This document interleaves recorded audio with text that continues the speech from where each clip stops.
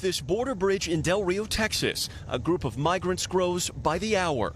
The men, women, and children, mostly from Haiti. Tonight, they number nearly 15,000, tripling in size since Wednesday.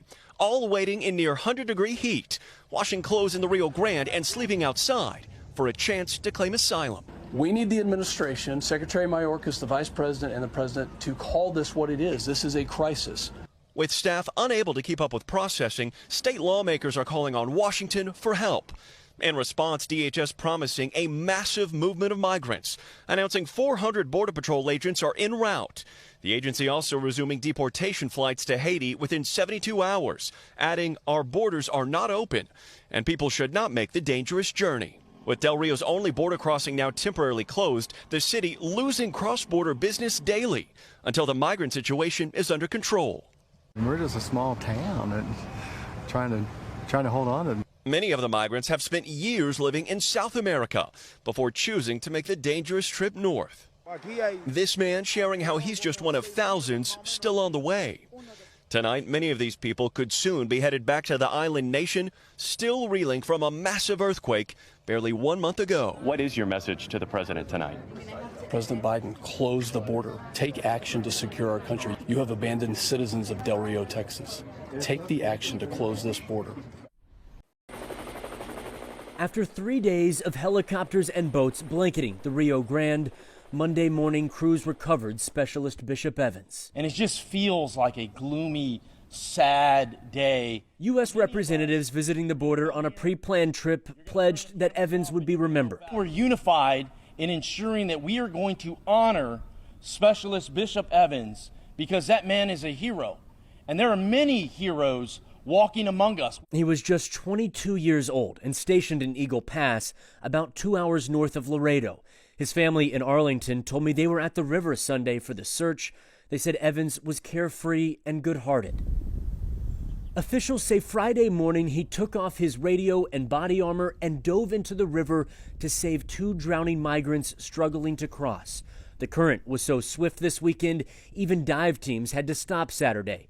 Evans was part of Governor Greg Abbott's Operation Lone Star, which sent thousands of guardsmen to the border. The emotion is all over their face. They're struggling with this. Evans was raised by his grandmother, attending Mansfield High School as a member of the JROTC drill team before graduating in 2018 and joining the Guard. Our thoughts and prayers are with you, but your grandson did not die in vain. He risked his own life for a person he did not know because he could not watch that person drown. The National Guard called Evans heroic for putting the lives of others before his own. He gave his life. He was called to serve and died doing just that.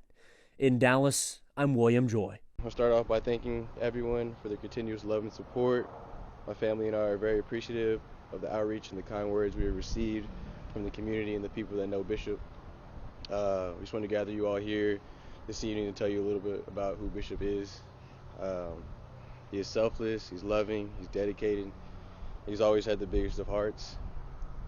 He was such a carefree and loving person. Anyone who knows him knows that he's the type of person who would give the shirt off his back if he knew you needed it. From an early age, he knew that he wanted to join the military. Maybe it was because his desire to help people and make a difference in the world that drove him so hard. In high school, he dedicated most of his time to JROTC, where he was able to volunteer on the weekends, on the National Guard. Something like that just speaks to the type of person who he is and what type of a character he had. The events that took place over this past weekend are tragic and heartbreaking, but as we reflect on the situation, it comes as no surprise to the heroic actions that he did. Because of this selfless behavior, he was able to save 2 people. We would also want to thank everyone who was involved in the search efforts and to locate Bishop down at Eagle Pass. Major Sherrod, Lieutenant Colonel Fletcher, Lieutenant Sanchez, thank you for all your help over the past few days. You've helped out our family tremendously. And we would also like to thank Governor Abbott and Beto O'Rourke for taking the time out of their days to call and speak with us. It has been very tough, to say the least, because the whole not knowing, the searching part, has been very hard to withstand. That's why we went down just to get some more information, just to be a little closer. And now that they have found his body, we have some closure. We know exactly what went on. It just helped to go down. And now we can move forward. We can start healing. We can make preparations for his arrangements, and the family we can grieve, and then we can move on. You know, Bishop wouldn't want you to stay in the same place. He wouldn't want you to stay grieving. That wasn't him. It seems that like some people have taken this as a way to politicize. We would like to avoid all those conversations right Yeah. now at this point. That's so okay. yeah, let's not do that. Yeah. You don't want to say anything about just like we don't even want to go there. Yeah, we're not. No, we don't. I don't. It's not my concern, really. It really is not. But you're saying no matter who that person was or what they were involved in, or what they were tied to, Evans would do anything to help things. No, I'm gonna answer that. Okay, I really don't think she had a sign on her head or anything. Just, no. He didn't know. It was just a person. She was God's child. Johnson, is there anything we haven't asked that you want to let us know about Bishop, or anything we left out that you feel like people who never met him should know? Anyone who knows Bishop will tell you exactly what she just said. We talked to you in the mic. We hear you in the mic. Mm-hmm. Anyone who knew Bishop will tell you exactly what she just said. He will help you in need. He would die for you. He did that. He's going to be missed. Truly. And always be loved and carried in our hearts.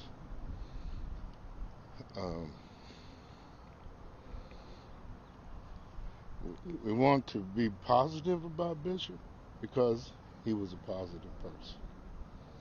And I would like to leave it at that.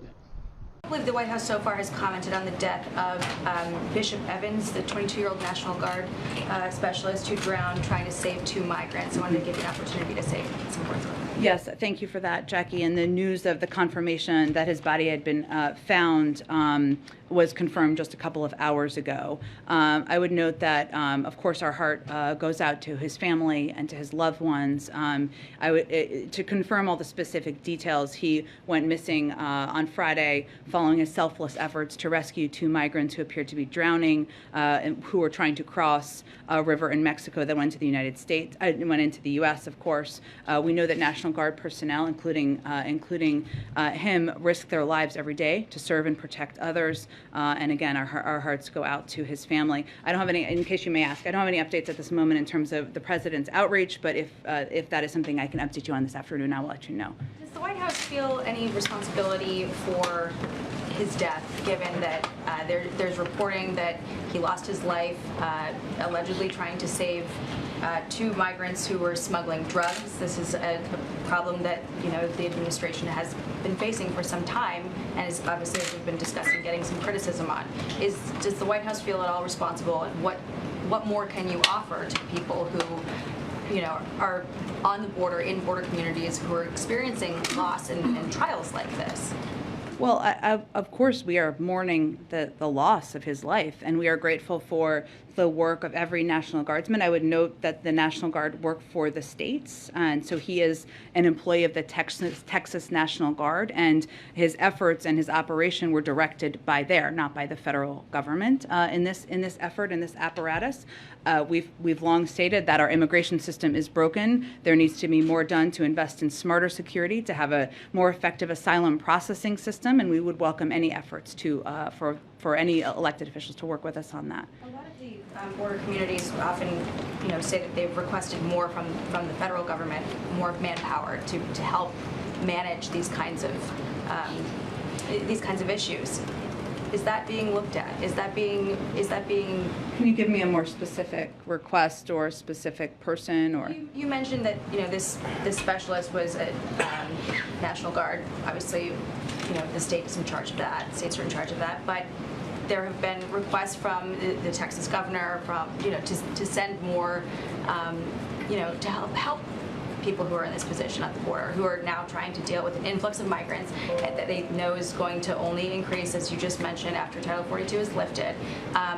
You talked about having a humanitarian, sort of system in place to deal with people coming across and increase vaccinations and that kind of thing. But in terms of law enforcement presence at the border.